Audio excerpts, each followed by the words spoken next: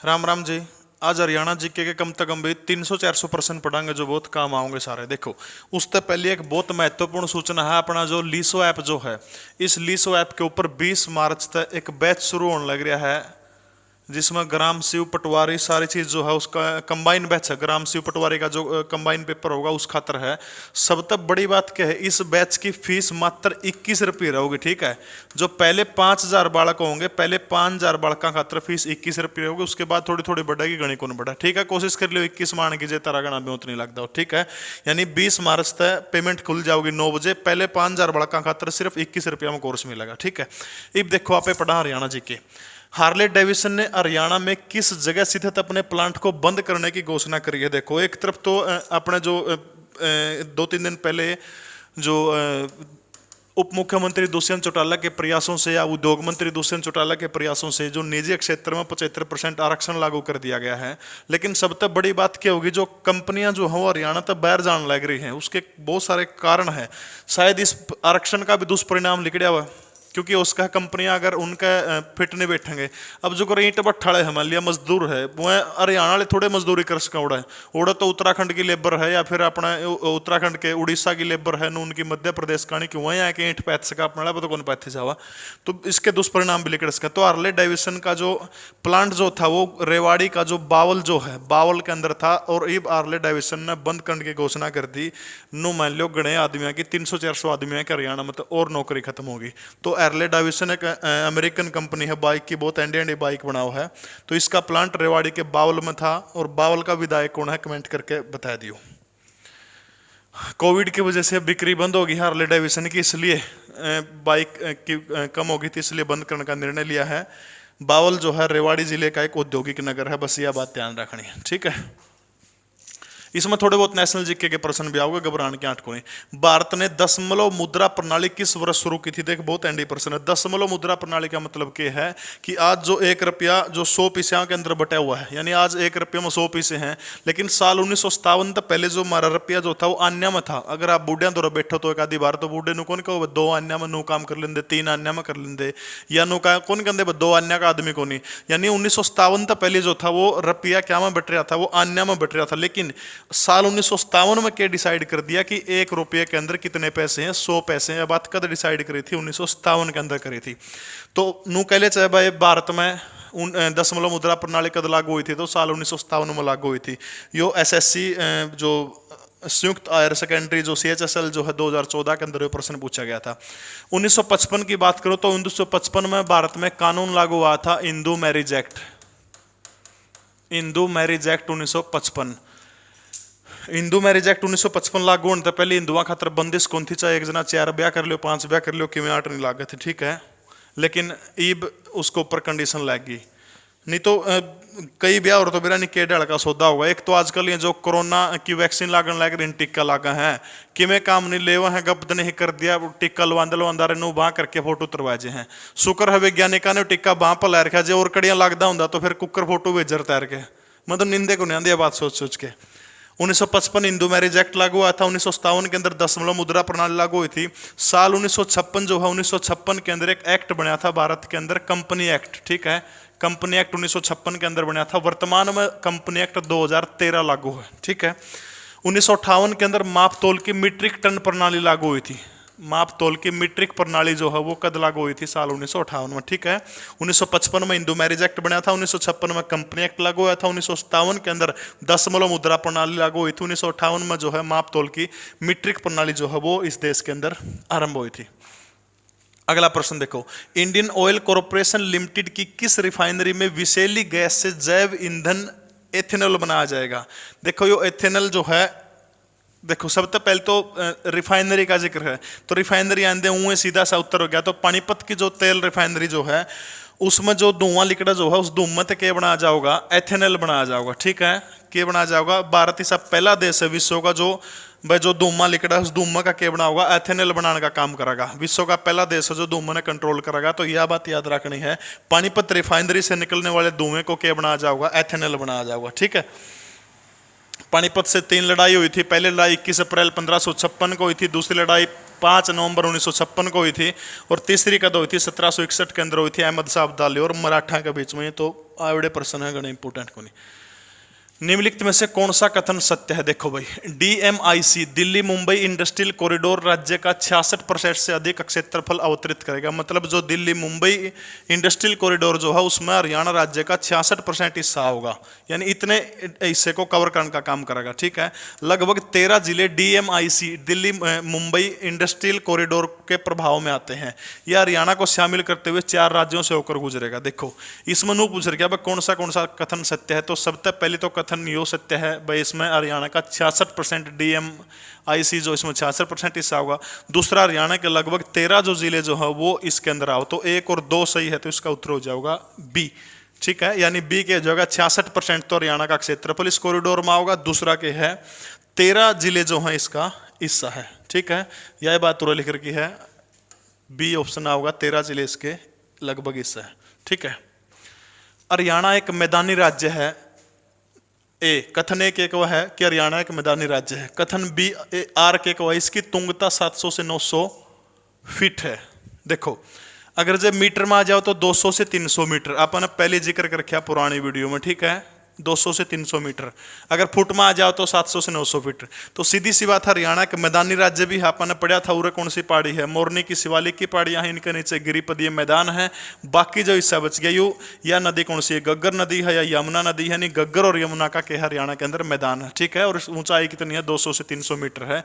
तो कथन ए और आर दोनों के हो जाओगे सत्य है, दोनों बात सच्ची है।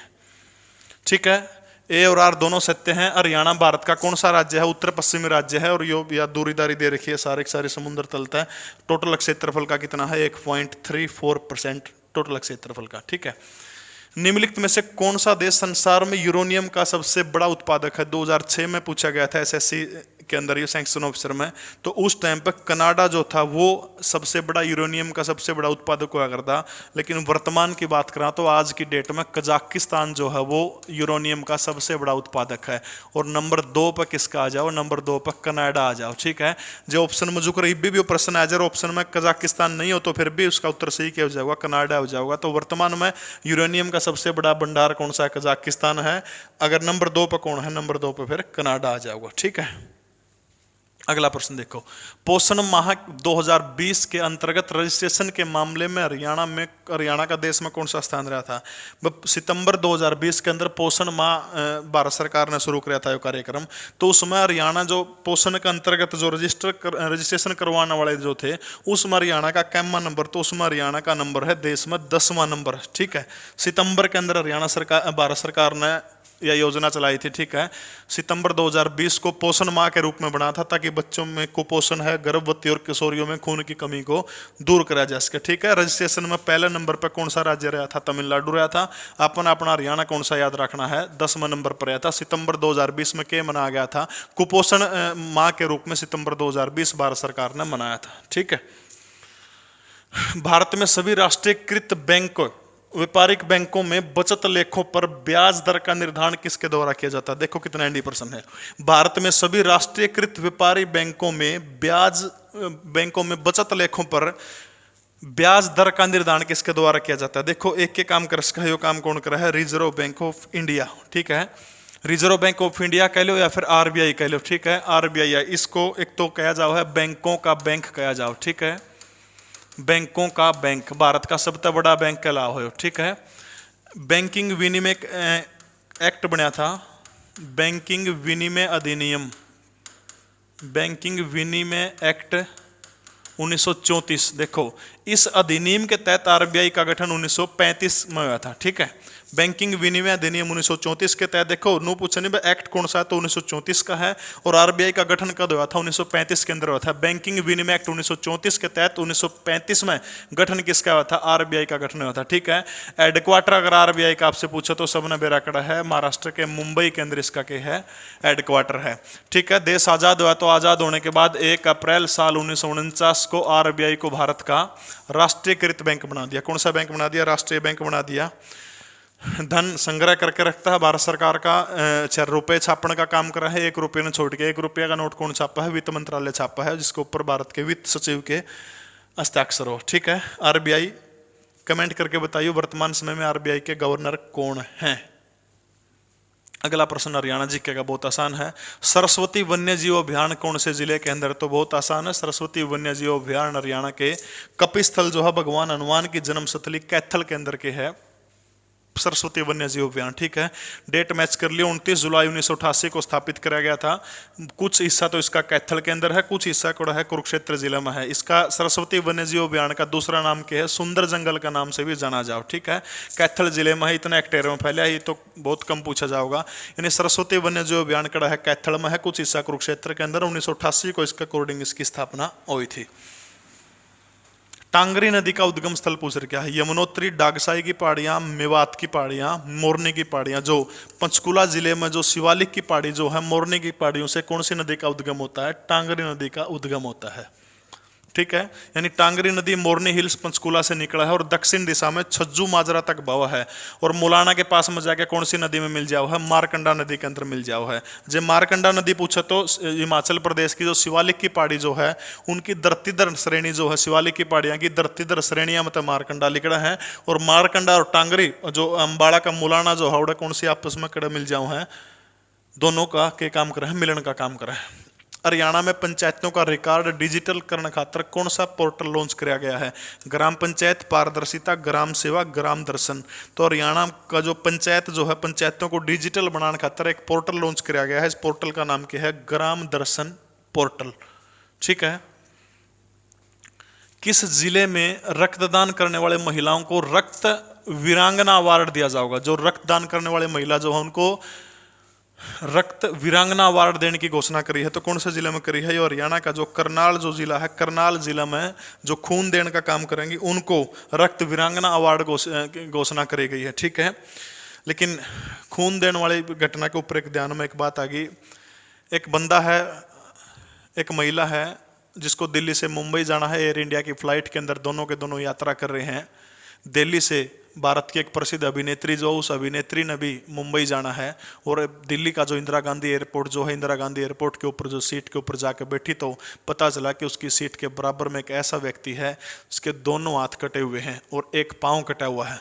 ऐसे व्यक्ति के पास में बैठने से नाम लूंगा तो थोड़ा ठीक नहीं हो। भारत की मशहूर अभिनेत्री ने मना कर दिया कि मैं ऐसे व्यक्ति के पास नहीं बैठ सकती। थक हार करके जो विमान के अंदर जो छोरी हो, सुतरी सुतरी छोरी वहाँ जो उनसे खाना खुना देने की वगैरह, एयर होस्टेस जिन्हें कहते हैं, हाँ एयर होस्टेस बुलाई और बुला के नुबली अभिनेत्री व जो एक्टर नहीं थी नुबली, मैं ऐसे आदमी के साथ में यात्रा करना पसंद नहीं करती, मेरी सीट बदल दो।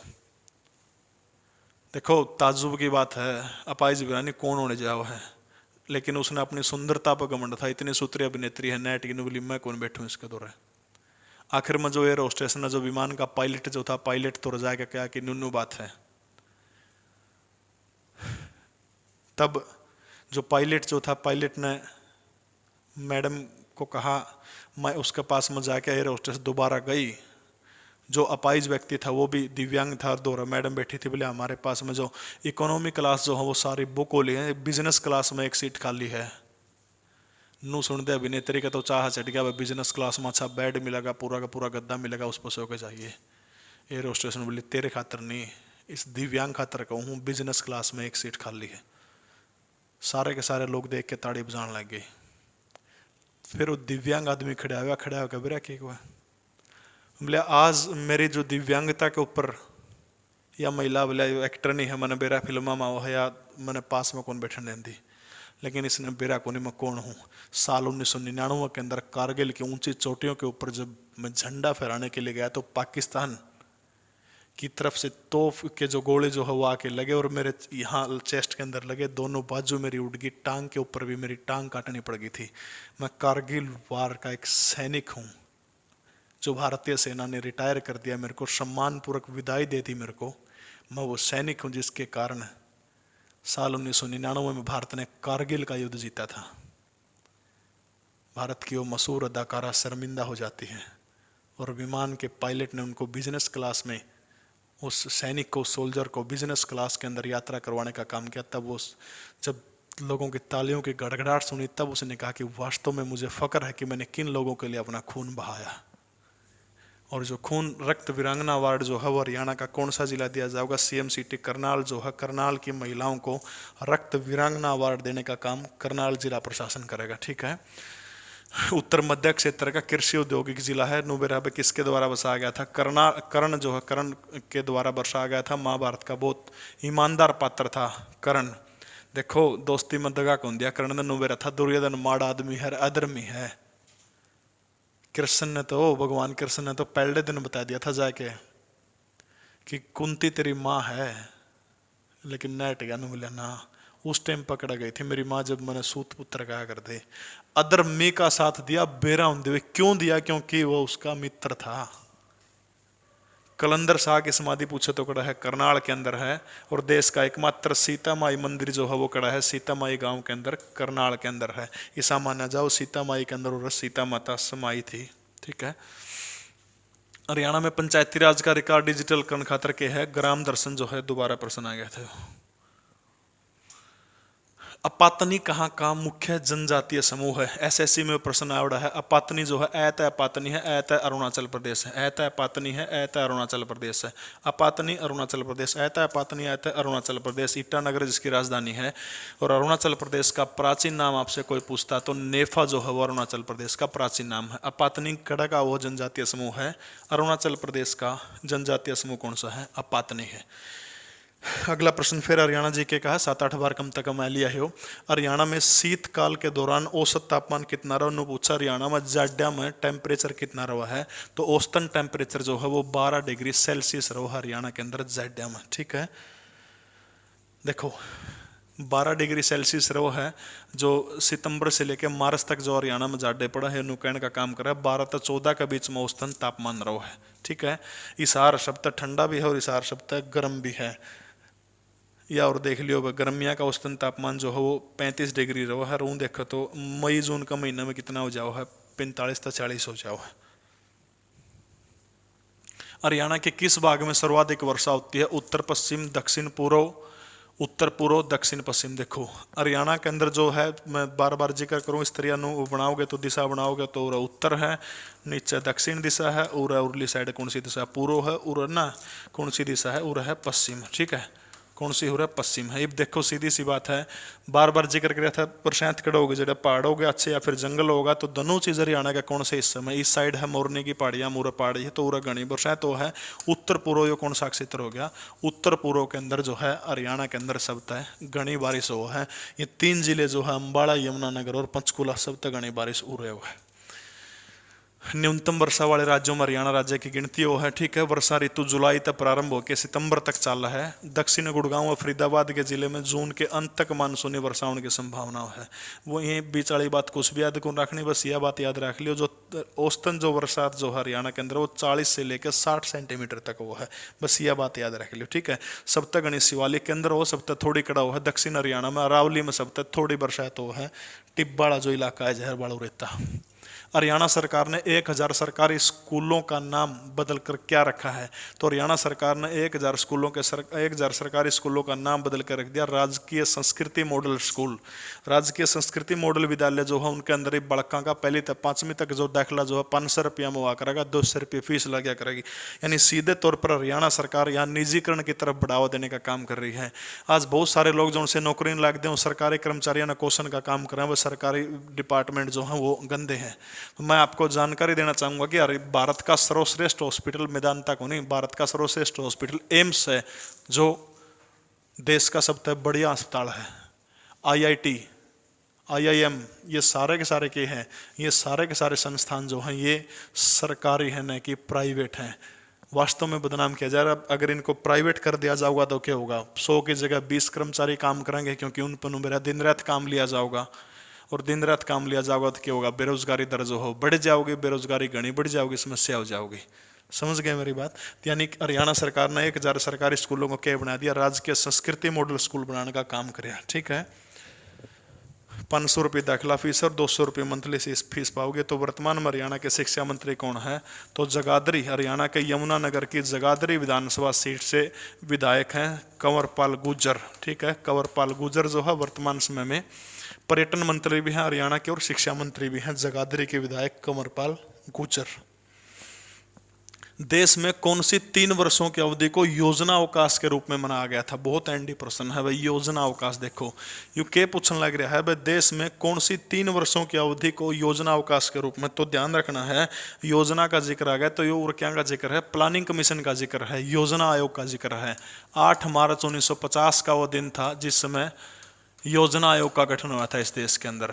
किसका गठन हुआ था? योजना आयोग का गठन कब हुआ था? 8 मार्च 1950 को योजना आयोग का गठन हुआ था। योजना आयोग का एक अध्यक्ष वो है, और याद रखना है योजना आयोग का अध्यक्ष हमेशा कौन होगा? तो प्रधानमंत्री जो है वो हमेशा योजना आयोग का अध्यक्ष होता है, ठीक है। कभी भी जो मौके का प्रधानमंत्री हो वो योजना आयोग का अध्यक्ष हो है, और एक व्यक्ति योजना आयोग का उपाध्यक्ष भी होता है। तो योजना आयोग का पहला उपाध्यक्ष कौन था? गुलजारीलाल नंदा जो है वो योजना आयोग के पहले उपाध्यक्ष थे, ठीक है। 8 मार्च 1950 को योजना आयोग का गठन हुआ था। योजना आयोग का पहला अध्यक्ष पूछा तो कौन था? प्रधानमंत्री होगा तो जवाहरलाल नेहरू योजना आयोग का पहला अध्यक्ष था। पहला उपाध्यक्ष पूछा तो कौन है? गुलजारीलाल नंदा। कई बार नो प्रश्न पूछ लिया हूं भाई, योजना आयोग की पहली महिला अध्यक्षा कौन थी? तो जो प्रधानमंत्री बनेगा वो योजना आयोग का पहला अध्यक्ष के बन जाएगा, मौका का प्रधानमंत्री होगा ऑटोमेटिक बन जाएगा। तो याद करिए 1966 में जब 11 जनवरी 1966 को रूस के ताशकंद के अंदर लाल बहादुर शास्त्री की धोखे से हत्या कर दी जाती है, तो उसके बाद इंदिरा गांधी देश की तीसरी और भारत की पहली महिला प्रधानमंत्री बनती है। तो इसलिए इंदिरा गांधी योजना आयोग की पहली महिला अध्यक्षा थी। जिसमें नरेंद्र मोदी भारत के प्रधानमंत्री बने थे पहली बार 26 मई 2014 को नरेंद्र मोदी ने भारत के 14वें प्रधानमंत्री के रूप में शपथ ली थी। तो इसके ठीक 6-7 महीने बाद 1 जनवरी 2015 को योजना आयोग का नाम बदल के क्या दर दिया था? नीति आयोग रख दिया था, ठीक है। क्या रख दिया था? नीति आयोग इसका नाम कर दिया था। यानी योजना आयोग का नाम नीति आयोग कर दिया। कब बदला गया? 1 जनवरी 2015 को इसका नाम नीति आयोग कर दिया। अब देखो और तो बहुत सारे प्रश्न बना है। जो नीति आयोग जो है इस तक पहली देखो 1 जनवरी 2015 तक पहली तारीख की है 31 दिसंबर 2014 है, ठीक है। अब 31 दिसंबर 2014 किसका आखिरी दिन है? योजना आयोग का आखिरी दिन है, क्योंकि अगला दिन तो 1 जनवरी 2015 तो इसका नाम क्या दर दिया? नीति आयोग दर दिया। आखिरी दिन किसका है? योजना आयोग का आखिरी दिन है 31 दिसंबर 2014। और इस दिन जो आदमी भारत का प्रधानमंत्री होगा वो योजना आयोग का आखिरी अध्यक्ष होगा, क्योंकि योजना आयोग का नाम बदल कर दिया 1 जनवरी 2015 को। मोदी प्रधानमंत्री कब बने थे? 26 मई 2014। तो इसका मतलब इस डेट में प्रधानमंत्री कौन है? नरेंद्र मोदी है। तो इसका मतलब योजना आयोग का आखिरी अध्यक्ष अगर मैं कहूं तो कौन थे? तो प्रधानमंत्री नरेंद्र मोदी जो है वो योजना आयोग के आखिरी अध्यक्ष हुआ कर दे, ठीक है भाई, अंतिम अध्यक्ष। क्योंकि योजना आयोग बंद कब कर दिया? नाम कब बदल दिया उसका? 1/1/2015 को। 31/12/2014 को भारत का प्रधानमंत्री कौन है? नरेंद्र मोदी। तो इसका मतलब योजना आयोग के पहले अध्यक्ष जवाहरलाल नेहरू, योजना आयोग के आखिरी अध्यक्ष कौन है? नरेंद्र मोदी, ठीक है। हाँ, इस दिन जो व्यक्ति उपाध्यक्ष होगा योजना आयोग का 31/12/2014 को वो, और अगला दिन इसका उपाध्यक्ष और बना दिया तो मोन्टेक सिंह आलूवालिया। मोन्टेक सिंह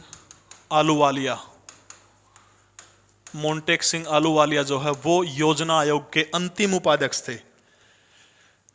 डॉक्टर मनमोहन सिंह की सरकार के अंदर वो उपाध्यक्ष बने थे। सरदार थे, नीली पगड़ी की वो बांधा करते, और उन्होंने एक थ्योरी पेश करी थी कि जो देश में हिंदुस्तान में 32 रुपये कमा हुआ वो अमीर आदमी है। बहुत विरोध हुआ था, बीजेपी उस टाइम पर विपक्ष में थी, 32 के चेक भेजे गए थे। खैर राजनीति है, बात समझ में आएगी। 31 दिसंबर 2014 को भारत के प्रधानमंत्री नरेंद्र मोदी। इसका मतलब योजना आयोग के आखिरी प्रधानमंत्री कौन है? आखिरी अध्यक्ष कौन है? नरेंद्र मोदी। योजना आयोग के आखिरी उपाध्यक्ष कौन है? मोन्टेक सिंह आलूवालिया। योजना आयोग के पहले उपाध्यक्ष कौन थे? गुलजारीलाल नंदा। आखिरी कौन है? मोन्टेक सिंह आलूवालिया। इसी दिन है। अब देखो 1/1/2015 को सिस्टम वो रहेगा, नीति आयोग का अध्यक्ष भी भारत का प्रधानमंत्री रहेगा, एक इसका उपाध्यक्ष रहेगा। तो 1/1/2015 को भारत का प्रधानमंत्री कौन है? नरेंद्र मोदी। तो इसका मतलब नीति आयोग का पहला अध्यक्ष कौन है? नरेंद्र मोदी नीति आयोग के पहले अध्यक्ष हैं। और नीति आयोग का उपाध्यक्ष 1/1/2015 को बनाया गया था अरविंद पनघड़िया। किसको बनाया गया था? अरविंद पनघड़िया। बहुत बड़े अर्थशास्त्री थे। तो नीति आयोग के पहले उपाध्यक्ष कौन थे? अरविंद पनघड़िया। वर्तमान समय में पूछा भी नीति आयोग के उपाध्यक्ष कौन है? तो वर्तमान समय में नीति आयोग के उपाध्यक्ष हैं डॉक्टर राजीव कुमार। डॉक्टर राजीव कुमार, ठीक है। ये देखो प्रश्न के ऊपर आ जाओ, बात समझ में आएगी। वर्तमान में योजना आयोग के उपाध्यक्ष या फिर नीति आयोग के उपाध्यक्ष कौन है? डॉक्टर राजीव कुमार। नीति आयोग के पहले उपाध्यक्ष कौन थे? अरविंद पनघड़िया। और नीति आयोग के पहले अध्यक्ष कौन थे? नरेंद्र मोदी। देखो योजना अवकाश पूछा है। मतलब भारत के अंदर जो पहले प्रधानमंत्री जवाहरलाल नेहरू थे वो एक बार रूस गए थे। रूस में क्या था, 4 साल की योजनाएं थी। तो उड़ते रूस से प्रेरणा लेके भारत में पंचवर्षीय योजना शुरू करी थी, या आर्थिक 1 अप्रैल 1951 को पहली पंचवर्षीय योजना शुरू हुई थी। ठीक है, दूसरी 5 साल की, तो इसमें 5 जोड़ दो, कद खत्म हो गया 1956 में। 1951 से 1956 तक यह चली। ठीक है, 56 से लेकर 61 तक चलेगी दूसरी। तीसरी पंचवर्षीय योजना चली 61 से लेकर 1966 तक। ये 3 साल ठीक ठाक चली। देखो, पहली 1951 से 1956 पहली पंचवर्षीय योजना, दूसरी 1956 से 1961, तीसरी पंचवर्षीय योजना 1961 से 1966, यानी तीनों में 5-5 साल का गैप है। अब देखो क्या हुआ, कारण क्या था कि वो 3 साल का गैप रहा था। नहीं, भारत में कोई भी योजना उन 3 साल के अंदर काम कौन करे थी। कारण क्या था, देखो, एक तो देखो 61 से 66 तक का यू टाइम जो है, यू टाइम देखो, एक तो साल 1962 में भारत का चीन गले युद्ध हुआ था, 1965 में हमारा पाकिस्तान गले युद्ध हुआ था, तीसरा एक क्या हो गया था, अकाल पड़ गया था इस टाइम पर। यानी जिस टाइम पर भारत में तीसरी पंचवर्षीय योजना चला थी, तीसरी कद चला थी 1961 से लेकर 1966 तक तीसरी पंचवर्षीय चला थी। ठीक है, तो तीसरी पंचवर्षीय योजना का टाइम में एक तो चीन गले युद्ध हो गया 1962 में, दूसरा हो गया 65 में पाकिस्तान गला हो गया, तीसरा काल पड़ गया था, काल भी युद्ध का काम कर रहा है। तो 3-3 युद्ध हो गए थे देश में। इस कारण भारत सरकार को योजना बनाने का टाइम में कौन मिला, और इस टाइम में 3 साल निकट गए। वो साल कौन से थे, 1966 से लेकर 1969 तक के थे। तो इन 3 सालों में कोई भी योजना लागू कौन हुई थी। तो इसका मतलब क्या है, भारत में योजना अवकाश कब से कब तक रहा था, 1966 से 1969 तक रहा था, तीसरी पंचवर्षीय योजना के दौरान।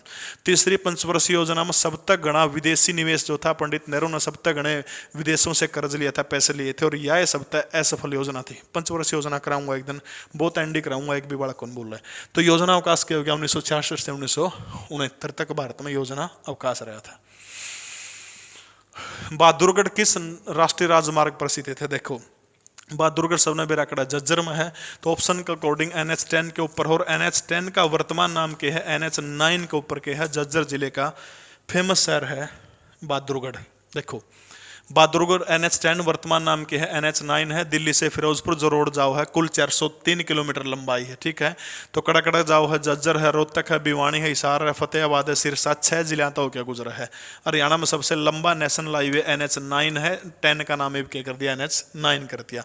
जो नेशनल हाईवे की वीडियो देखने, बहुत गजब की वीडियो है, डिस्क्रिप्शन में लिंक दे दूंगा, और देख लियो। ठीक है, हरियाणा के करनाल में प्रसिद्ध झील का नाम क्या है, तो हरियाणा के करनाल में जो है एक के देखने लग रहा है, जो कर्ण तालाब जो है, कर्ण झील जो है, साल 1972 में इसको पर्यटन स्थल का दर्जा दिया गया था, पुनर्निर्माण करवाया गया था। तो कर्ण झील जो कड़ा है, गौकर्ण तालाब रोहतक में है, जबकि कर्ण तालाब पूछ ले तो कड़ा है करनाल के अंदर। ठीक है, 1972 में इसका क्या करा था, पुनर्निर्माण करवाने का काम करा था। इसमें सारी चीज दे रखी है, ये ध्यान को नहीं, बस ये एक बात याद रख लियो, 1739 के अंदर मुगल बादशाह मोहम्मद शाह रंगीला और नादिर शाह ईरानी आक्रमणकारी नादिर शाह के बीच में लड़ाई हुई थी, और मुगल बादशाह जो था मोहम्मद शाह रंगीला हार गया था, और तख्ते ताउस इसने गवा दिया था। ठीक है, 1909 में मार्ले मिंटो सुधार के पश्चात करनाल के मौलवी अब्दुल गनी जो है वो पंजाब विधानसभा के लिए निर्वाचित हुए थे। ठीक है, 1909 के अंदर एक एक्ट आया था जिसका नाम है मार्ले मिंटो एक्ट। ठीक है, मार्ले मिंटो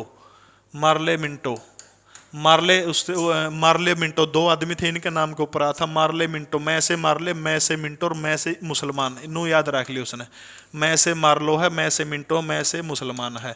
इस मार्ले मिंटो सुधार जो है के था, मार्लो मिंटे सुधार 1909 में के था, मुसलमानों को दोहरा वोट डालने की आज़ादी थी। मतलब एक वोट तो वो डालेंगे किसी के लिए भी डाल सकें, दूसरा वोट उनका मुसलमान को जाओगा। ठीक है, यानी मुसलमानों के लिए अलग से निर्वाचन क्षेत्रों की मांग करी गई थी, और 2 वोट डालने की उनको अधिकार दिया गया था। महात्मा गांधी ने इसको भारत की बर्बादी करार दिया था। ठीक है, तो जो मौलवी अब्दुल गनी जो था, इसने क्या किया था, मार्लियामेंटो सुधार रिफॉर्म जो था, इसका स्वागत किया था। इसके बाद में इनको पंजाब विधानसभा के लिए निर्वाचित कर दिया गया था। कि बिया बात याद रख लियो। 1191-92 के अंदर जो प्रसिद्ध लड़ाई हुई थी, तराइन की लड़ाई हुई थी मोहम्मद गौरी के बीच में और पृथ्वीराज चौहान के बीच में, उसे जगह के ऊपर तराइन के अंदर जो था औरंगजेब जो था, एक करूर शासक था, मुगल बादशाह था, उसका बेटा आजम का जन्म हुआ था। तो बाद में तराइन का नाम क्या कर दिया था, आजमाबाद रख दिया था। ठीक है, यानी तराइन का पुराना नाम क्या आजमाबाद है, बाद में तरावड़ी हो गया, फिर अपने औंधा औंधा तराइन हो गया।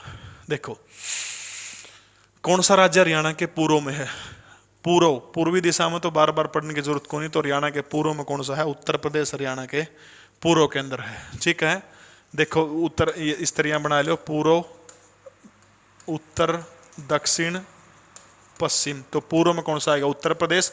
यमुना नदी सीमा बना हुआ है, इस सीमा के ऊपर कौन सी नदी है? घग्गर नदी किसका बना हुआ? पंजाब के अंदर सीमा बनाने का काम कर रहा है।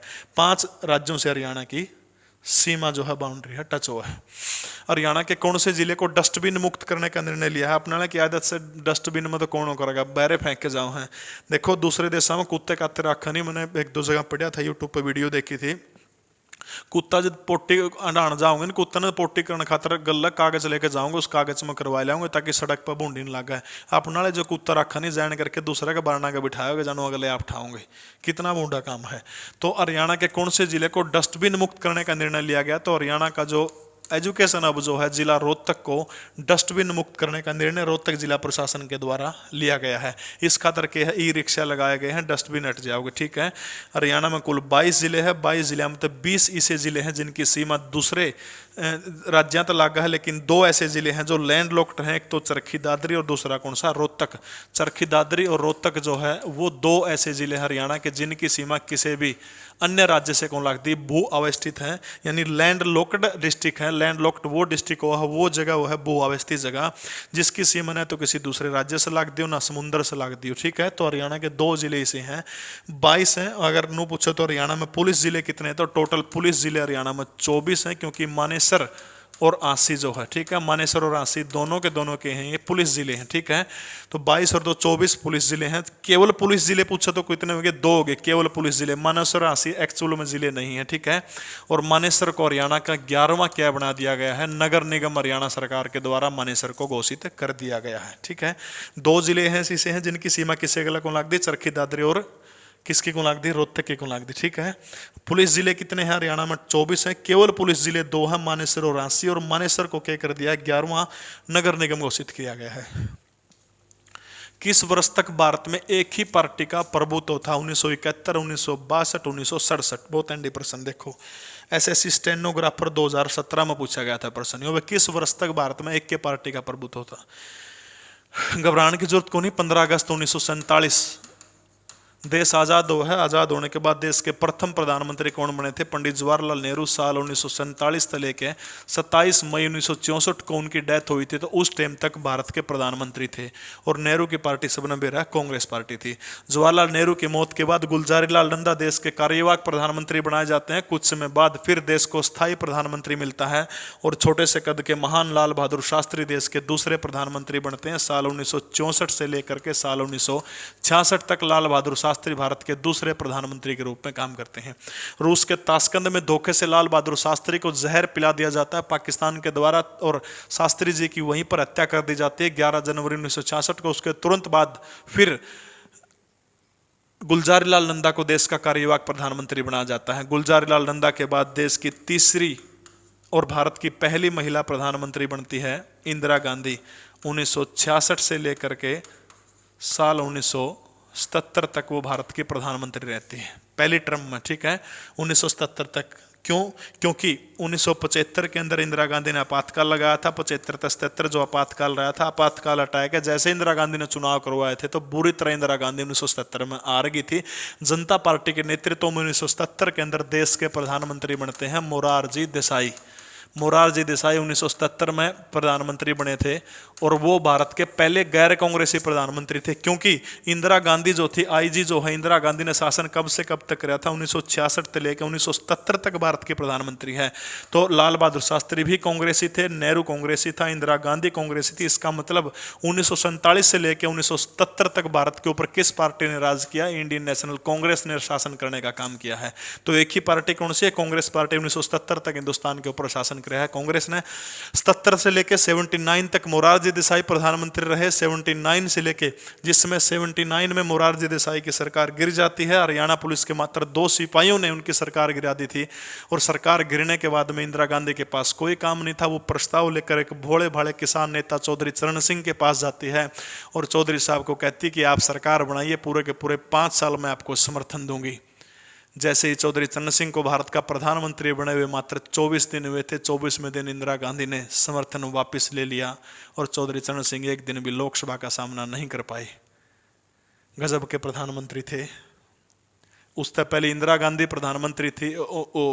इंदिरा गांधी 10-11 साल प्रधानमंत्री रही, और उसके बाद जब चौधरी चरण सिंह प्रधानमंत्री बना ना, दिल्ली में लुटिन्स जोन जो होड़ा गुड़ बांटने लग रहे, बोले वाले किसान गुड़ बांटा है, तो लोग पूछने लगे, पत्रकार पूछने लगे, बोले अब क्या हो गया, गुड़ क्या तो बांटा हो? बोले अब महाराज चरण सिंह इंदिरा गांधी बन गई। नू कौन बेरा भाई, इंदिरा गांधी प्रधानमंत्री थी, नू कौन बेरा बेचारा कि महाराज चरण सिंह प्रधानमंत्री बन गया, नू का महाराज चरण सिंह इंदिरा गांधी बन गई। अलग जमाना आ करता। तो 1977 तक भारत के ऊपर किसने शासन किया है? कांग्रेस पार्टी ने शासन किया। एक ही पार्टी का प्रभुत्व था। जिक्र कदे करांगे सारा सौदा का। हरियाणा का कौन सा संस्थान ड्रग्स विक्रेताओं पर किए गए अध्ययन को लेकर चर्चा में रहा? एचयू खेती खातर है, केवीके पढ़ाई के खातर है, जीजेवी पढ़ाई के खातर, आईआईएम रोहतक जो है यो ड्रग्स जो विक्रेता जो थे उनके ऊपर करे गए वो थे। सुशांत सिंह जो राजपूत जो मामला जो था उसके ऊपर एक शोध कराया है, उस शोध के अंदर 872 ड्रग्स विक्रेताओं के ऊपर आईआईएम रोहतक ने शोध कराया। तो ड्रग का शोध करने खातर क्या चर्चा में था? आईआईएम रोहतक चर्चा में रहा है। क्षेत्रफल के अनुसार छोटे से बड़े हरियाणा के जिलों का सही क्रम: कुरुक्षेत्र, पानीपत, सोनीपत, पंचकुला। पानीपत, पंचकुला, पानीपत, कुरुक्षेत्र, सोनीपत, यो आ गया वो मेरे हिसाब में। तो पंचकुला, फिर पानीपत, फिर कुरुक्षेत्र, फिर सोनीपत। देखो पंचकुला हरियाणा का दूसरा छोटा जिला है। पहला फरीदाबाद, दूसरा पंचकुला। पंचकुला का 858 है, इसका इतना है, इसका इतना, इसका इतना। तो पहले पंचकुला, फिर पानीपत, फिर कुरुक्षेत्र, फिर सोनीपत। ठीक है। फरीदाबाद का 741 है। सबसे बड़ा जिला कौन सा है? सिरसा है, 4277.11 वर्ग किलोमीटर। हरियाणा प्रदेश में कौन सा माह सबसे ठंडा हो है? तो सबने भी रहा है जनवरी माह पे, देसी भाषा में पो कह दिया। हाँ, जाडा का सूता हरियाणा में कद पड़ा है? जनवरी में पड़ा है। ठीक है। इसार सब तक गर्मी भी पड़ा है और इसार में सब तक घनी ठंड भी है। तो हरियाणा का जो तापमान जो है औसतन जो रहा हो 12 डिग्री से लेके 14 डिग्री तक से, लेकिन जब बक्सागी जाडे में तो 3 से 4 डिग्री भी हो जाओ है जनवरी की बात करें तो। एस्टेरॉयड या क्षुद्र ग्रह के खनन के लिए रोबोट भेजने वाला दुनिया का पहला देश कौन बनेगा? ठीक है। तो क्षुद्र ग्रह के ऊपर खनन, देखो क्षुद्र ग्रह के ऊपर सोना चांदी वगैरह बहुत सारे सौदा पाओ, तो इस खातिर चीन जो है क्षुद्र ग्रह के ऊपर रोबोट भेजने वाला दुनिया का पहला देश कौन बना है? चीन बनेगा। देखो इरोबोटिको नियोवन नाम का इसको जो रोबोट जो है इरोबोटिको नियोवन इसको नाम दिया गया। शूद्र ग्रह मंगल और बृहस्पति के बीच में पाए जाओ हैं। अंतर्राष्ट्रीय शूद्र ग्रह दिवस कब मनाया जाओ है? 30 जून को मनाया जाओ। ठीक है। तो चीन जो है शूद्र ग्रह के ऊपर रोबोट भेज जगह, सोना चांदी और कल्याण की पूरी संभावना है। मंगल और बृहस्पति के बीच में शूद्र ग्रह पाए जाओ हैं। शूद्र ग्रह दिवस कब मनाया जाओ है? प्रत्येक 30 जून को यह दिन मनाया जाओ है। यूएन सुरक्षा परिषद के 5 स्थायी सदस्य कौन से? देखो यूएन जो है यूएनओ जो है इसके जो 5 यूनाइटेड नेशन जो है 5 स्थायी सदस्य जो है उनकी ट्रिक याद रखनी है। रूस का फेस, रूस का फेस, बस यह बात याद रखनी है। रूस का फेस। एक तो रूस हो गया, फ्रांस, अमेरिका, चाइना, इंग्लैंड। रूस, फ्रांस, अमेरिका, चाइना, इंग्लैंड। रूस, फ्रांस, अमेरिका, चाइना, इंग्लैंड। इनमें टोलियो था में रूस का फेस। वो 5 देश कौन से हैं जो संयुक्त राष्ट्र संघ के स्थायी देश हैं? 10 अस्थायी हो हैं। अस्थायी का कार्यकाल 2 साल का हो है, स्थायी का कार्यकाल तो लिमिटेड हो है। रूस का फेस, रूस, अमेरिका, चीन, इंग्लैंड। रूस, फ्रांस, अमेरिका, चीन, इंग्लैंड। रूस का फेस, रूस, फ्रांस, अमेरिका, चाइना, इंग्लैंड। 24 अक्टूबर 1945 को रूजावेल्ट डी के प्रयासों से न्यूयॉर्क के अंदर स्थापना हुई थी संयुक्त राष्ट्र संघ की। ऑपरेशन मेरी सहेली किस रेलवे जोन के द्वारा लॉन्च किया गया? जो दक्षिण पूर्वी रेलवे जोन जो है, दक्षिण पूर्वी रेलवे जोन के द्वारा मेरी सहेली पोर्टल लॉन्च किया गया। देखो मेरी सहेली का मतलब क्या है? महिला जो यात्री जो है उनका सफर सुरक्षित करने का। वर्तमान में भारतीय रेलवे में कितने जोन है? 18 जोन है। पहले 17 कर दे। 18वां जोन कौन सा बना है? विशाखापट्टनम बना है।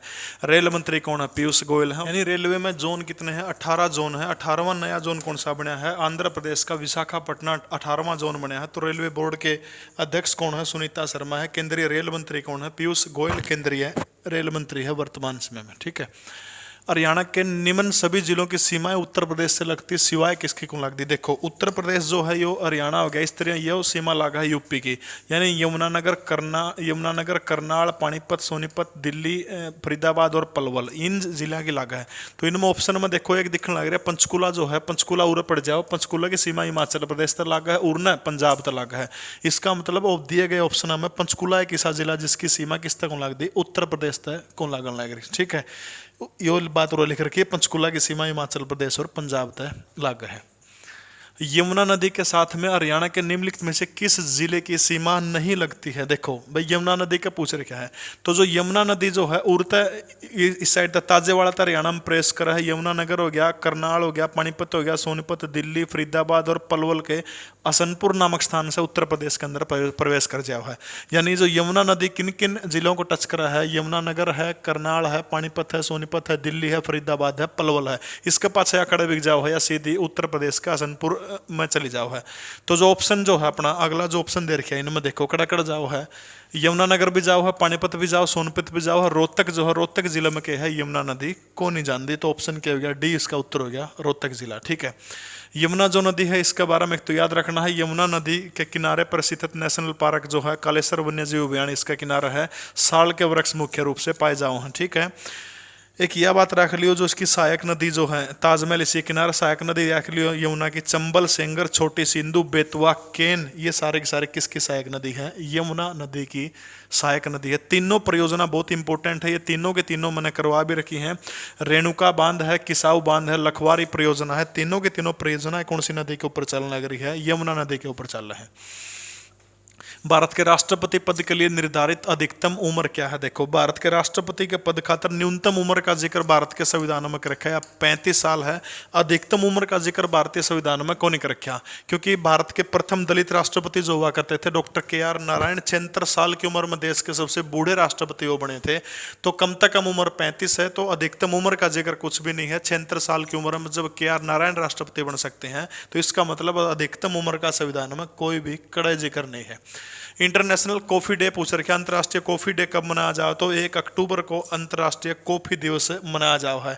भारत में जहाँ पे कॉफी की बात करें तो कर्नाटक में सब तक गणी हो, फिर केरल में आ जाओ, तमिलनाडु में 5% हो है। भारतीय कॉफी की जो खास बात क्या है कि यह जो है छाया में उगाई जाओ है, जबकि अन्य देशों में सूर्य के प्रकाश में उगाई जाओ है, इसलिए यह कॉफी जो है भारत वाली खास है। अगला प्रश्न देखो, बहुत हैंडी प्रश्न है। भारतीय संविधान का कौन सा अनुच्छेद यह निर्धारित करता है कि राजकीय नीति के निर्देशक सिद्धांत किसी न्यायालय के द्वारा लागू नहीं किए जा सकते?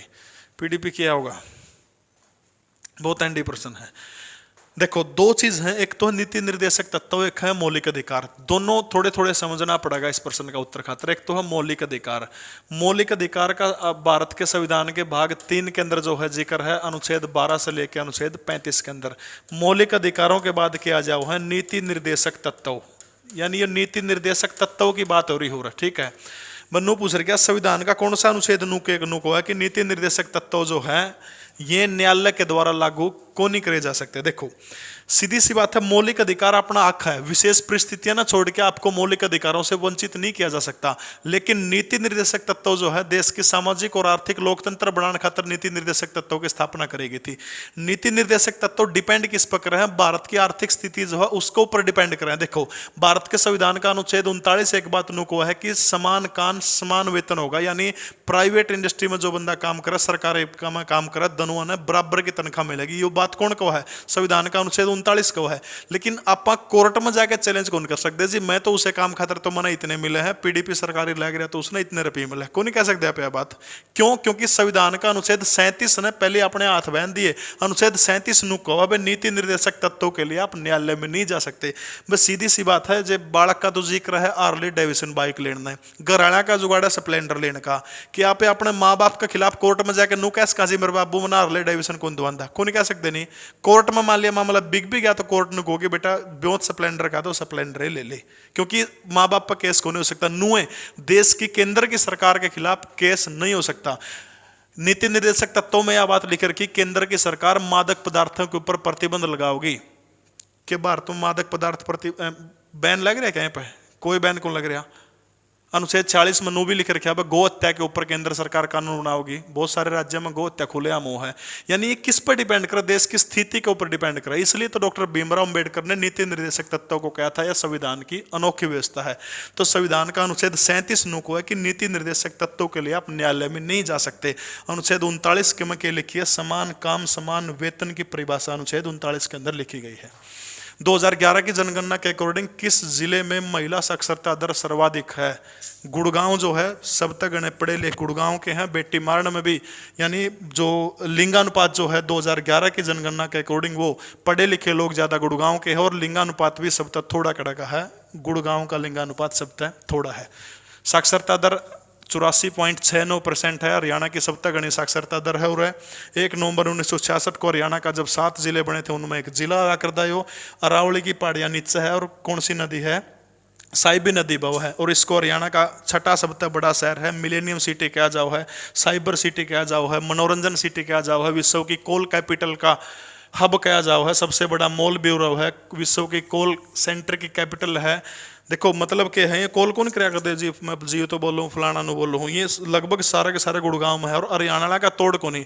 पीछे अखबार में रहा था, अमेरिका का जो इनकम टैक्स डिपार्टमेंट है ना, जो इनकम टैक्स डिपार्टमेंट ने जो डिफॉल्टर जो लोग हैं उनकी सूची दे रखी थी साइट के ऊपर, अमेरिका के इनकम टैक्स डिपार्टमेंट की साइट के ऊपर। आप नड़ा ने क्या करा, गुड़गांव में जो उनसे एंडी अंग्रेजी बोल रहे हैं, जो उनसे बढ़िया अंग्रेजी बोल सके, वहाँ क्या करा, उन आदमियों के नंबर उठाओ, उड़ता नंबर उठा के और इंटरनेट तक कॉल करा उनका दौरा। फोन तो सीधे जाओ, नंबर इंटरनेट का जाओ है, अलग अलग अंग्रेजी में बात करे। मैं नुनू अमेरिका का इंटरनेट इनकम टैक्स डिपार्टमेंट तो बोल रहा हूँ, तेरा इतना टैक्स बकाया है, थोड़ा इतना दे दे, इतना दे पाछे तेरा कम कर देंगे। अमेरिका में थोड़ा जाओ तो हरियाणा मान लग रहा हो टैक्स, तो वो एक भगत जी हरियाणा का रख लिया बेचारा, अंग्रेजी सूत्री बोलिया करता, बोलते बोलते बीच में हरियाणा भी लिकट गई, और अगला भी कड़े भारत का था, वो एवड़ा अमेरिका में रहा करता, फंस गया। उसके बाद में 210 जने पर रेड पड़ी, 210 जने पर रेड पड़ के फिर वो सेंटर बंद कराया। हरियाणा का तोड़ है कोई, कड़े भी कोई किसी भी चीज में। एशिया का सबसे बड़ा और विश्व का तीसरा टोल गेट जो है वो कड़ा है गुड़गांव के अंदर, ठीक है। बिनोला जो गांव जो है CFL गांव है, ये बात याद रखनी है। दमदमा, खलीलपुर, ये सुल्तानपुर झील सारे के सारे कड़ा के गुड़गांव के। इप्पा 1983, SCERT 1979, यो है 1995, याद रख लो, ठीक है। भारत ने किस देश में कैंसर अस्पताल और क्रिकेट स्टेडियम खोलने का ऐलान किया है? लगभग सारी चीज़ जो है नेपाल में पा कर दी, लेकिन भूटान भी बहुत गरीब देश है। ईरान भारत का संपर्क है, चाबार बंदरगाह ले रहा है भारत। लेकिन जो कैंसर अस्पताल और जो यो खोला जाओगा क्रिकेट स्टेडियम, यो मालदीव देश के अंदर खोला जाओगा, ठीक है। पड़ोसी देश है अपना मालदीव की एक जगह है हुल हुमाले, हुल हुमाले के अंदर 100 बेड का अस्पताल और 22,000 आदमी बैठ से इसका क्रिकेट स्टेडियम बनाया जाओगा। एक मालदीव की एक बंदरगाह है जिसका नाम है सीफावारू, सीफावारू बंदरगाह के ऊपर भी भारत काम करने लग रहा है। एक ईरान की बंदरगाह है चाबहार बंदरगाह, या चाबहार बंदरगाह के ऊपर चीन की भी टेढ़ी नजर है, क्योंकि यह सामरिक दृष्टि से बहुत बढ़िया है, क्योंकि चाबहार बंदरगाह का एक साइड पाकिस्तान पड़ा है और चीन जो है चाबहार बंदरगाह के ऊपर अपना कब्जा जमाना चाहो, ताकि भारत का जो कच्छ की खाड़ी का जो क्षेत्र जो है उस पर कब्जा करा जा सके। एक भारत किस पर है? ईरान की चाबहार बंदरगाह पर काम करे। एक म्यांमार की कौन सी बंदरगाह है? सितवे बंदरगाह, इसके ऊपर भी भारत अपना काम करने लग रहे हैं। कोई राज्य उन अधिकारों द्वारा जाना जाता है जिन्हें वह बनाए रखता है, यो कथन किसका? रट्टा मार्लियो लास्की का यो कथन है, ठीक है। बहुत बड़ा विद्वान था लास्की, जो अर्थशास्त्र इकोनॉमिक्स के ऊपर बहुत सारी परिभाषाएं देने का काम किया था। लास्की ने यह बात कही थी। बड़खल एक कृत्रिम झील है जो हरियाणा राज्य के किस में स्थित है? तो सबने बेरा बड़खल फरीदाबाद के अंदर है। साल 1947 के अंदर बड़खल झील का निर्माण किस खातर कराया गया था? सिंचाई खातर कराया गया था। अरावली की पर्वत श्रेणी जो है, पहाड़ियां जो है, उनको काट के बड़खल झील का निर्माण कराया गया था, ठीक है। बड़खल का जो हिंदी में अर्थ है बिना किसी रुकावट के, लेकिन बड़खल जो शब्द जो है याद रखना है, प्राचीन भाषा का शब्द है, ठीक है। और कि में खास है कौन इसके अंदर? पर्यटन स्थल देख लो, प्रमुख सूरजकुंड है, मयूर झील है, बड़खल है, सूर्य मंदिर है, साइन टेम्पल है, राजा नार सिंह पैलेस है। ये सारा के सारे कड़ा है फरीदाबाद के अंदर है। मेहंदी खातर फरीदाबाद बहुत फेमस है। सबसे ज्यादा जनगणतव, सबसे ज्यादा जनसंख्या भी, जनसंख्या गंतो भी कड़ा का फरीदाबाद का है। नगरीय जनसंख्या खातर भी फरीदाबाद सबसे ज्यादा है। जहांगीर का खजांची हुआ करता शेख फरीद 1607 के अंदर उसने फरीदाबाद की स्थापना करने का काम कराया था। और भी गणा सौदा दे रखा हुआ। तो जनसंख्या की दृष्टि से सबसे छोटा नगर निगम पंचकुला। सूरदास का जन्म भी हुआ था सिंह गांव में हुआ था। दोज झील का जिक्र अपना झीलाना चैप्टर में किया था। राजा नाहर सिंह स्टेडियम बल्लभगढ़ फरीदाबाद के अंदर है। सूरजकुंड झील फरीदाबाद के अंदर है। अनंगपुर बांध जो है वो भी हाइड्रोलिक बांध खड़ा है फरीदाबाद के अंदर, ठीक है। उद्योग धंधा की बात करें तो बाटा सू कागज उद्योग, टायर ट्यूब, कृषि यंत्र, चमड़ा उद्योग, राजदूत मोटरसाइकिल, एस्को ट्रैक्टर कैलविनेटर, रेफ्रिजरेटर, ये सारे के सारे उद्योग धंधे कड़ा के फेमस हैं, फरीदाबाद के हैं। राष्ट्रीय दुग्ध अनुसंधान संस्थान एनडीआरआई का मुख्यालय करनाल में कब स्थानांतरित किया गया था? 1955 के अंदर। एनडीआरआई जो है इसकी स्थापना 1923 के अंदर कर्नाटक के बेंगलुरु शहर के अंदर हुई थी, और बेंगलुरु से इसको 1955 के अंदर कड़ा ट्रांसफर कर दिया गया था, करनाल के अंदर इसको ट्रांसफर करने का काम कर दिया था 1955 के अंदर। बेंगलुरु में 1923 में स्थापना हुई थी, ठीक है। आगे देखो, यो भी इसे के बारे में जिक्र करके है। अक्टूबर 2020 में दुनिया की सबसे लंबा राजमार्ग सुरंग का उद्घाटन किया गया था। उसका नाम क्या है? उसका नाम अटल सुरंग है। भारत के 10वें प्रधानमंत्री अटल बिहारी वाजपेयी के नाम के ऊपर रखा गया था। मुझे याद आता जब साल 1957 के अंदर बलरामपुर संसदीय सीट से चुनकर जब अटल बिहारी वाजपेयी देश की संसद के अंदर गए थे, तो एक समय वो लगातार बोल रहे थे विदेश नीति के ऊपर। 2 घंटे 36 मिनट का उन्होंने भाषण दिया। पंडित नेहरू उनके पास जाकर कहते हैं कि आप किस खानदान से संबंध रखते हैं कि आपको विदेश नीति की इतनी परख है? तब नेहरू को टकासा जवाब दिया था कि मैं तो किताबें पढ़कर मेरे को इतनी जानकारी हुई है। और वास्तव में किताबें पढ़कर कृष्ण बिहारी बोस के घर पैदा हुए थे। इनके पिता साधारण से शिक्षक हुआ करते थे। जिसमें अटल बिहारी वाजपेयी लखनऊ विश्वविद्यालय से एलएलबी की पढ़ाई कर रहे थे, वकालत की पढ़ाई कर रहे थे। तो यकीन मानिए दोनों बाप बेटा एक ही कॉलेज के अंदर पढ़ते थे, एक ही क्लासरूम में बैठते थे, एक ही कमरे के अंदर सोते थे दोनों बाप बेटा। कितनी बड़ी बात है। जवान बालक बाबू वाला कमरे में सोना आजकल तो बहुत बुरा काम है। क्यों व्हाट्सएप पर लग रहे हो, सब्जी तक का भी हिसाब देना पड़ा, कौन सी बना रखी मारा, क्यों बातें रह गई सोना बाबू वाली। तो अटल जो सुरंग जो है, अटल सुरंग का उद्घाटन किया गया है। यह जो अटल सुरंग जो है सबसे लंबी राष्ट्रीय जो है 9.2 किलोमीटर इसकी लंबाई है। मनाली और लेह के बीच की दूरी 40 किलोमीटर या कम कर देगी।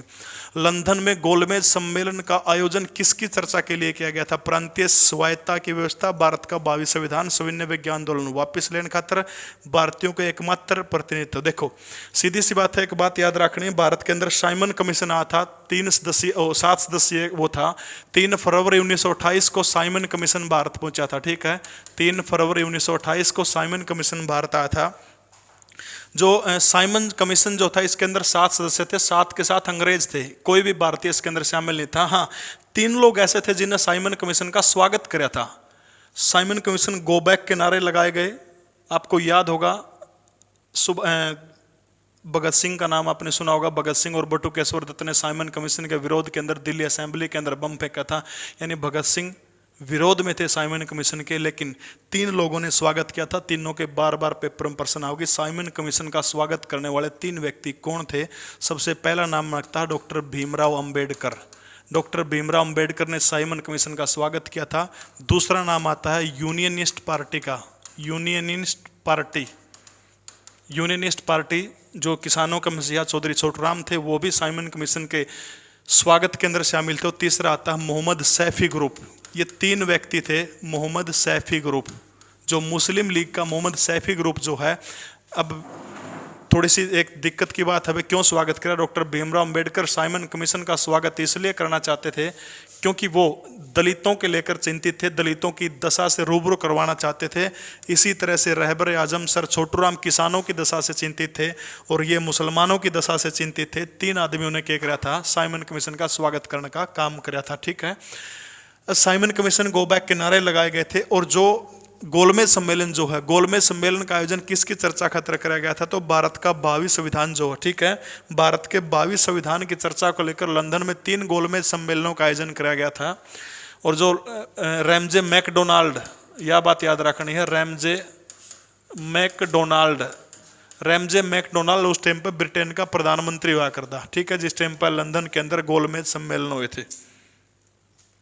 देश का पहला तेजस रेल इंजन रेलवे किस कारखाने में निर्मित किया गया था? जो चित्तरंजन कारखाना जो है, इसके अंदर इसको बनाया गया था। 35 करोड़ की लागत आई है।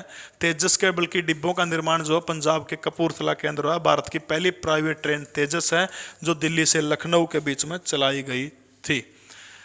सूचियों का मिलान करना है। ये नदियां के नाम है, पुरानी नदियां के नाम है। देखो सबसे पहले कुंभा नदी का इनमें नाम के देखो, कैसे कुंभा है, कैसे काबुल है, कैसे कुंभा, कैसे काबुल। पुरुषोणी जो है, पुरुषोणी प्राचीन नाम है रावी नदी का। सदानीरा नाम है गंडक नदी का। शत्रुदी नाम है सतलुज का। और अस्सिकिनी नाम किसका है? चिनाब का, ठीक है। इसमें मिला लियो, एक इसमें मिला है 2 में, ए में 2 है, बी किस गलत मिला है 3 गलत, बी 3 गलत, तो ये बी इसका ऑप्शन होगा। ठीक है। कैसे कुंभा, कुंभा नदी का प्राचीन नाम काबुल है। पुरुषुणी रावी नदी का प्राचीन नाम है। सदानीरा गंडक नदी का प्राचीन नाम है। सतलुज नदी का प्राचीन नाम शत्रुदी है। और चिनाब नदी का प्राचीन नाम क्या है, अस्किनी चिनाब नदी का प्राचीन नाम है। बीरबारा वन्य जीव अभियान बहुत आसान प्रश्न है, हरियाणा के हर जींद जिले के अंदर है बीरबारा। जींद हरियाणा का राज्य है, पुराना नाम क्या है जींद का, जैंतपुरी इसका पुराना नाम है। ठीक है। बीर शिकारगढ़ वन्य जीव अभियान की स्थापना दी गई है। सांबर नीलगाय यो उर्फ सौदा मिला है गणा काम का है कुनियो। ये सारे करवा रखे हैं, सारे की सारी चीज इरनपारा की सार में है और एक है मैम के अंदर है। ठीक है। कालेश्वर वन्य जीव अभियान यमुनानगर में है। अगला प्रश्न देखो, गंदगी मुक्त भारत पुरस्कार कौन से जिले को दिया गया है? तो गंदगी मुक्त भारत पुरस्कार दिया गया पंजाब का जो मोगा जो जिला जो है, नाम भी बहुत बूढ़ा है जिला का, मोगा जो जिला जो है, मोगे जिले को गंदगी मुक्त जो पुरस्कार जो है, गंदगी मुक्त भारत मुहिम, ठीक है, पंजाब के मोगा जिले को हासिल किया गया है। पंजाब देश का पहला राज्य था जड़ा कर्फ्यू लगाया गया था। आमरी संस्कृति कहाँ पनपी? देखो बहुत एंडी प्रश्न है। आमरी संस्कृति जो है देखो कच्छ का क्षेत्र गुजरात के पास में, बलूचिस्तान पाकिस्तान का, अफगानिस्तान और सिंध। आमरी संस्कृति जो एक आपने मोहनजोदाड़ो एक फिल्म देखी हो तो आमरी संस्कृति देखो, जो मोहनजोदाड़ो फिल्म देखी हो तो ऋतिक रोशन का गांव आमरी गांव है। आमरी गांव सिंधु घाटी सभ्यता का ही एक स्थल है, पाकिस्तान में पड़ा है वर्तमान समय में।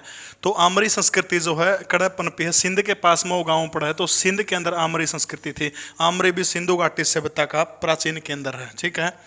14वीं सदी ईस्वी पूर्व का एक अभिलेख जिसमें वैदिक देवताओं का वर्णन है वो करते मिला था। मध्य एशिया का एक स्थान है बोग जकोई। बोग जकोई से 14वीं सदी का एक अभिलेख मिला जिसके अंदर भगवान जो इंद्र है, मत्स्य भगवान है, वरुण देवता है, इन सब का जिक्र किया गया है। तो बोग जकोई मध्य एशिया से मिला है। ठीक है।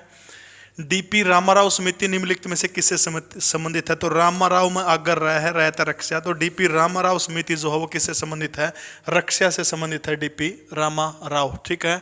लिसो ऐप सारे के सारे डाउनलोड कर लियो, 21 रुपया में कोर्स है। सारे के सारे कोर्स इतने सस्ते शुरू होंगे। ठीक है। हरियाणा के अंदर इतनी सस्ती एजुकेशन कोई भी कौन दे। मैथ जे हमने देखना है, मैथ का बढ़िया कंटेंट लिसो मैथ का नाम था, यूट्यूब पर सर्च कर लियो, लिसो मैथ का नाम था, वो भी मिल जाऊगा। डेली के डेली मंजीत जी अपना लाइव आके पढ़ाओ। ठीक है। आदि बद्री का संबंध किस पवित्र नदी से माना जाओ? तो आदि बद्री का संबंध किससे माना जाओ है? सरस्वती से माना जाओ है, ऐसा माना जाओ। मुस्तफाबाद जो नगर जो उसका नाम क्या कर दिया? सरस्वती नगर कर दिया गया है। ठीक है। सरस्वती नगर कर दिया, इसका नाम बदल के, बस ये याद रख लियो, बदल दिया गया है। दुम्मन सिंह किरमच वर्तमान समय में सरस्वती बोर्ड के उपाध्यक्ष बनाए गए हैं। हड़प्पा सभ्यता से संबंधित राखी गढ़ी हरियाणा के हिसार जिले के अंदर है। दृश्यदवती नदी के किनारा हुआ करता अमरेंद्र सिंह ने क्या करा था? खुदाई का काम करवाया था। ठीक है। धोलावीरा के बाद अब ये गलत हो गया, तो सबसे बड़ा जो स्थल जो है वो हरियाणा का राखी गढ़ी सिंधु घाटी सभ्यता का सबसे बड़ा स्थल है। वीडियो किसे लगी सारे के सारे कमेंट कर दियो। ठीक है। कमेंट जरूर कर दियो सारे के सारे। लीजो मैथ और लीसो ऐप सारे के सारे डाउनलोड कर दियो। वीडियो ने डिसलाइक कर दियो, कि मैंने कर जरूर जाया करो। ठीक है। जय हिंद, भारत माता की।